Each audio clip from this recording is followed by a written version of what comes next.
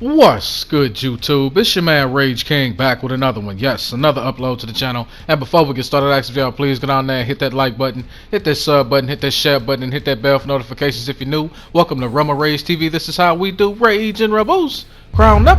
And if you're new to the crew, welcome to the Rage and Rebel Revolution. Now let's vibe. And y'all, we got a post here, or a report I should say, from IGN. Of FIFA reportedly wanting to charge EA 1 billion, yes, billion with a B, 1 billion of them things every 4 years for the name FIFA. Now let's speak on it. Now we got an article here, we're going to read, we're going to react, because that's just what we do, alright? Let's get into it. We now have a clue to why EA Sports is considering changing the name of FIFA, its giant football franchise, or football, however you want to pronounce it. The New York Times reports that there's a dispute between EA, the developer of FIFA games, and FIFA, the worldwide football organization. The disagreement is reportedly over cost and new revenue streams.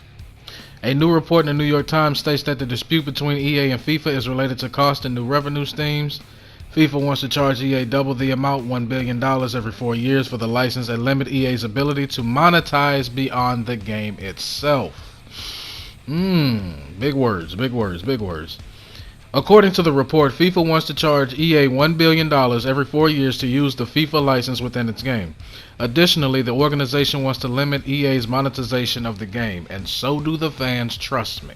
Now, before I go on, if the company is having a problem with EA's monetization of the game, how do you think the fans feel? Let's continue.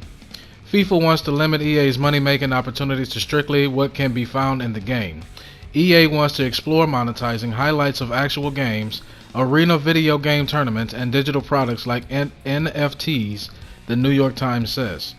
Last week, EA said that they're exploring the idea of renaming EA Sports football games.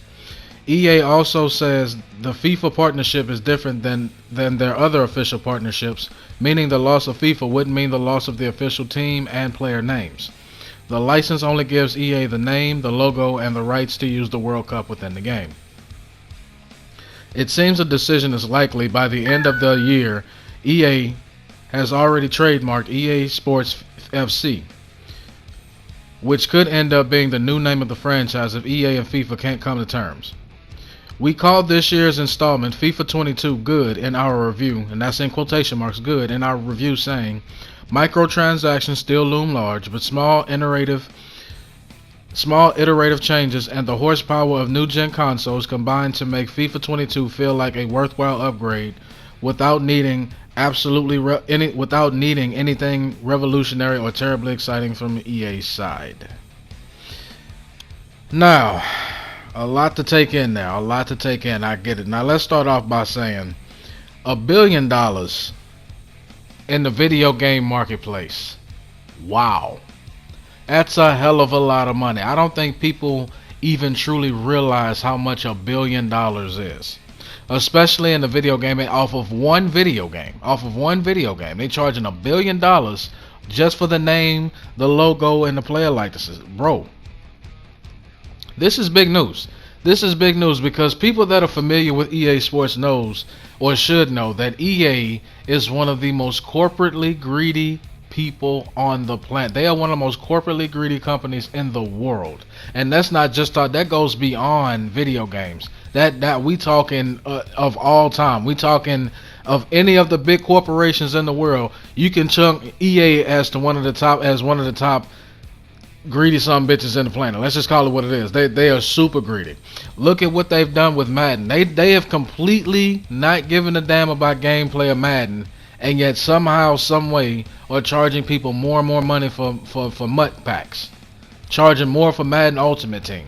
Taking out all the things that we loved and knew about Madden, like franchise mode, superstar mode, gave us a bunch of BS we didn't ask for, and then want to charge more money. The Yard charging more money, charging money for clothes and a whole bunch of useless crap it really didn't need. So to see that FIFA is looking at EA and saying, you know what, we getting sick and tired of y'all monetizing everything about the game, because here's the thing about this. Yeah, they very well may be making more money than they ever have before, but customer satisfaction is starting to plummet. Alright? and they are starting to get ahead of it, meaning FIFA.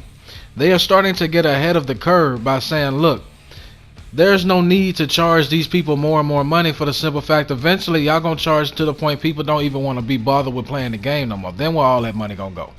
You understand what I'm saying? It's gonna go to other things. It's gonna go to other aspects of life. It's gonna go to other video games. So why sit here and try to monetize everything to death when all we gotta do is give them a good solid football game, a good solid soccer game, and the game will sell itself. That's what Rage King has been preaching ever since I started becoming a content creator, and long before then.